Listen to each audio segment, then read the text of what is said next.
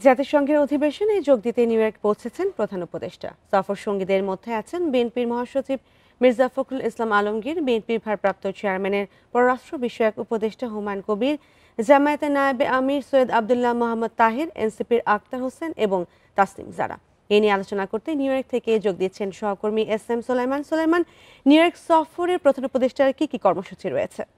প্রধান উপদেষ্টা ডক্টর মোহাম্মদ ইউনূস আজ সোমবার স্থানীয় সময় বিকেল ৩টায় তিনি জেএফকে বিমানবন্দর অবতরণ করেন। এরপরে বিকাল ৫টা নাগাদ তিনি হোটেল গ্র্যান্ড হায়াতে ম্যানহাটনে সেখানে পৌঁছেন এবং সোয়া ৫টার দিকে তিনি যুক্তরাষ্ট্রের প্রেসিডেন্টের দক্ষিণ এশিয়া বিষয়ক প্রতিনিধি এরিক গার্স, যিনি সাথে মিটিং হয়েছে, একটি দ্বিপাক্ষীয় বৈঠক। এবং এই আপনি জানেন যে এই দক্ষিণ এশিয়া বিষয়ক যুক্তরাষ্ট্রের এই প্রতিনিধি কিন্তু ভারতের নবনিযুক্ত রাষ্ট্রদূত, তারা যুক্তরাষ্ট্রের রাষ্ট্রদূত হিসেবে নিয়োগ পেয়েছেন। সেদিক থেকে আসলে এই মিটিংটি একটি গুরুত্বপূর্ণ মিটিং হিসেবে দেখা হচ্ছে, কারণ প্রধান উপদেষ্টার সাথে এই বৈঠকে প্রধান উপদেষ্টা বাংলাদেশের বর্তমান সরকারের বা গত ১ বছরের যে সংস্কার বিষয়ক যে পদক্ষেপ এবং আগামী নির্বাচনে যে সুষ্ঠু হওয়া বিষয়ে এবং আগামী নির্বাচনে শান্তিপূর্ণ হওয়ার জন্য যুক্তরাষ্ট্রের পক্ষ থেকে সার্বিক সহায়তা দেওয়ার জন্য অভিব্যক্ত ব্যক্ত করেছেন এই যুক্তরাষ্ট্রের দক্ষিণ এশিয়া বিষয়ক এই প্রতিনিধি। এবং আরেকটা বিষয় আপনাকে জানিয়ে রাখি, এরপরে বিকেল 5:30টায় তিনি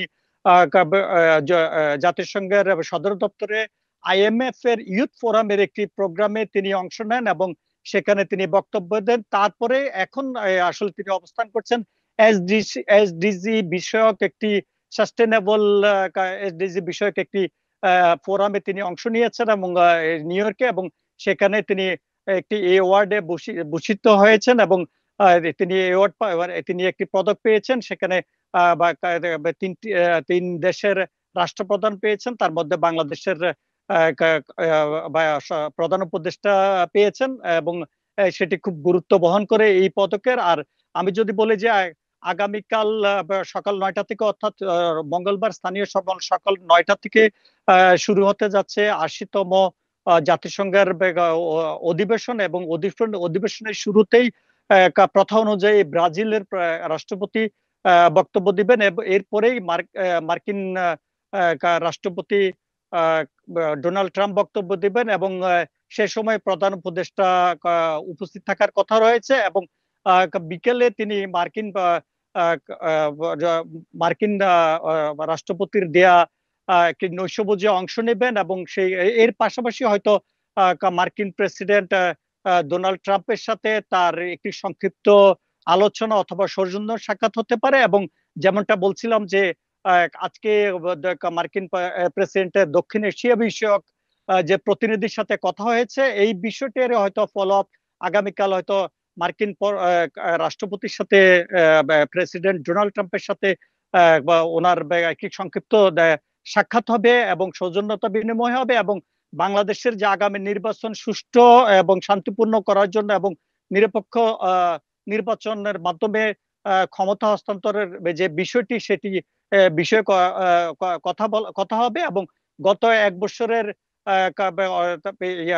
ডক্টর মোহাম্মদ ইউনূস সরকারের নেওয়া বিভিন্ন সংস্কার বিষয় নিয়ে তিনি কথা বলবেন এবং ২৬ সেপ্টেম্বর তিনি বাংলাদেশের পক্ষে বক্তব্য দিবেন জাতিসংঘের ৮০তম অধিবেশনে।